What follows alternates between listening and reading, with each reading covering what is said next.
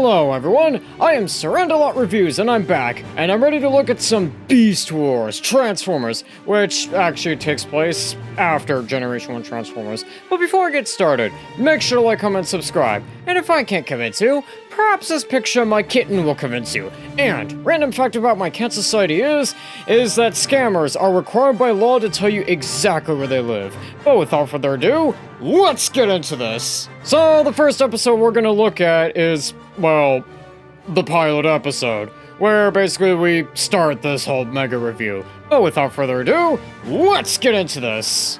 So, the episode starts out with, well, a pretty cool space battle where basically these guys are getting chased by these other guys, and it kind of looks like the beginning of A New Hope. And well, in the process, the person who was chasing the other guy, well, they end up getting shot down and releasing a bunch of pods, and in the process they end up shooting down the other guys and crash landing on this planet here. And as this computer here so kindly lets us know, is this the right planet? Unknown. Core settings were accurate, but readings are inconsistent with those expected for intended destination. Never mind that. Tell me there is energon here. Confirmed. Yes, the planet has energon. Too much energon. Field readings are off the scale. Continued exposure to robotic forms will result in permanent damage. Then we will create alternate forms based on the most powerful local creatures. Scanners activated.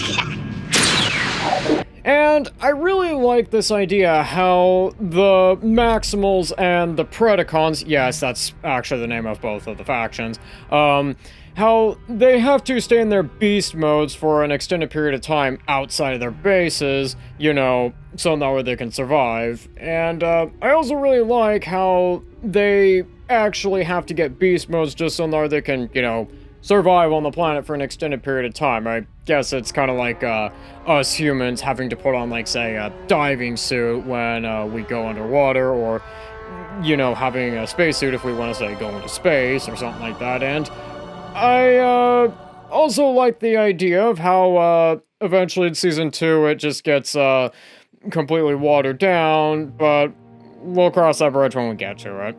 Meanwhile, with the Maximals, well, we get introduced to the Maximals, who are Cheetor, Rat Trap, Rhinox, and Optimus Primal, the leader of the Maximals. And they were actually just an exploration crew, but now they're basically the superhero squad for this entire series. And, well, meanwhile with the Predacons, well, it turns out that, this guy here, Dinobot, who we'll get into a lot more later, is a bit frustrated with, this guy, Megatron, no relation to the, previous guy other than just the name, and, yeah, he kind of challenges Megatron to a fight for leadership, and, he gets kicked out of the Predacons, and Megatron goes and tells the Predacons to, go explore the place and go murder some Maximals a little bit. And Cheetor decides to go off on his own to, go chase some cats, and, he spots this giant wasp here. And as it turns out, that is actually no ordinary wasp, and that wasp is actually a, artificial wasp, aka Waspinator. And Cheetor decides to attack Waspinator, and Waspinator attacks back, and, well, both sides end up coming together for, well, this interaction. Oh, I would not count on that, Maximals. No. For I believe that you are soon to have, how shall I put it, difficulties of your own. Yes.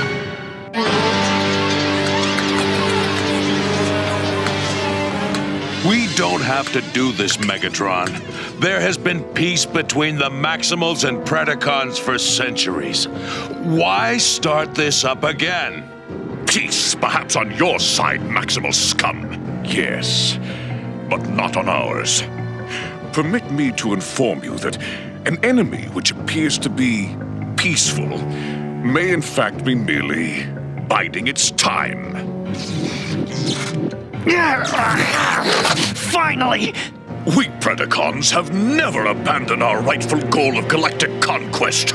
Lo, we have merely been waiting for the right moment to strike. You mean like this? Cheater! Ah, a treacherous, underhanded sneak attack. Oh, I like you, pussycat. Yes. But it shall avail you not. No, for now the power gauntlet has been cast. Predacons, terrorize! And so, the Maximals and the Predacons fight, and, well, in the process, Cheetor ends up getting pretty badly injured, and Optimus Primal has some conflicts with Rat Trap about, following orders, and in the end, they're able to retreat, and we get to see what happens when the Energon field buildup continues to go up, and while they retreat, well, Primal has a few words for Rat Trap here. Hey, what's got your servo so thin? Let's get one thing straight, Rat Trap. I am commander of this group, and when I give an order, I expect it to be obeyed. Oh, yeah? So I get vaped because you're too chicken to go yourself. I will not give an order I would not be willing to do myself. But I was capable of giving you better cover fire. You were not.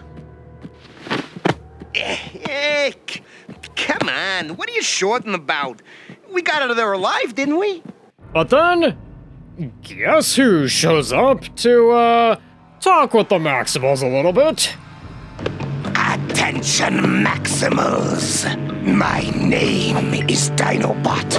I have left the Predacons to join your group as leader.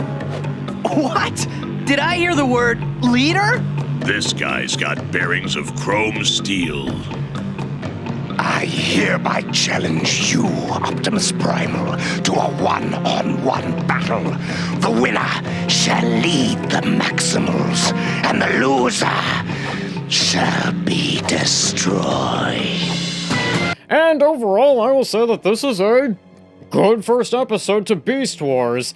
And, I will say that, some of the animation is a bit rough around the edges with more complex animations, I guess. But I will say that that's kind of more of a small problem with the first episodes. But other than that, I will say that the animation's good, especially since this is actually one of the first shows to actually be computer-generated animation. Not AI slop, but like actual people went in and animated this. And I will say that I like how Optimus Primal is as leader compared to Optimus Prime, where he's not like an exact carbon copy of Optimus Prime. You can see the differences, where he kind of is a bit strict on his teammates, and I also quite like how Megatron basically said how the Predacons, which are basically the successors to the Decepticons, are not really at peace with the Autobots, or I guess I should say the Maximals at this point, but more or less just biding their time, and yeah, I really like the parallels between the Autobots and Decepticons and the Maximals and the Predacons, and overall, I highly recommend this episode. But without further ado, on to the next episode, which is basically just continuing right where we left off. But without further ado, let's get into this! So, the episode begins right where we left off from last time, where Optimus Prime has to face Dinobot to, get back to his base. But after trying, unsuccessfully, to talk Dinobot down, he has to fight Dinobot, and Dinobot has some characteristics that are actually a bit more in line with the Maximals. I still live. Finish it. That's not how we Maximals do things. Then that will have to change.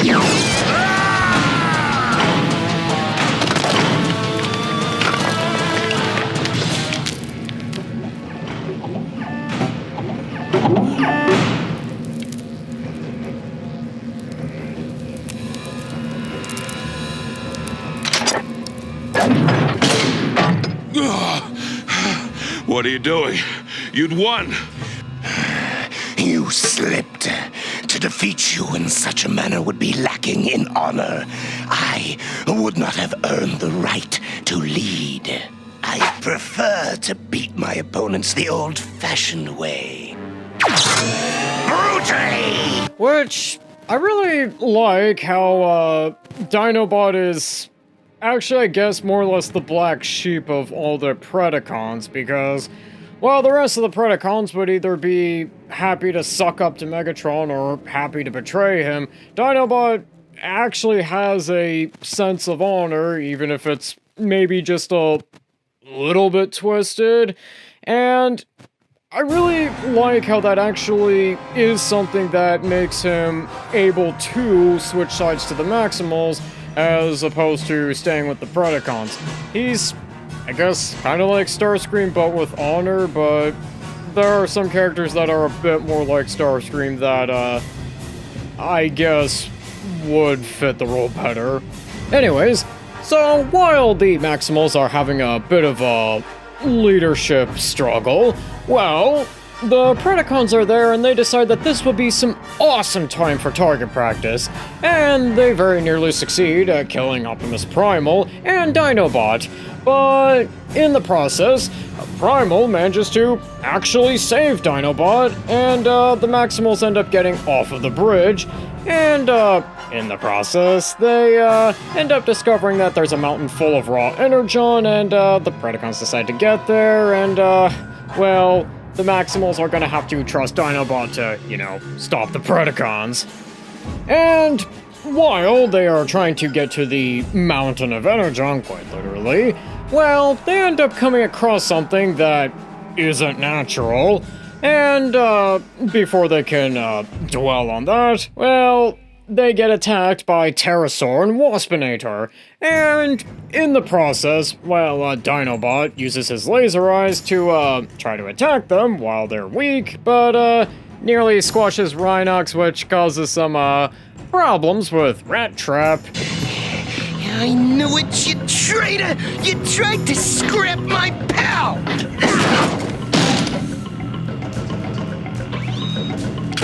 Once a pred, always a pred. Ease off, Rat Trap. It was an accident. Says you! That's right. Says me. You want to question my orders one more time? I don't trust Predacons.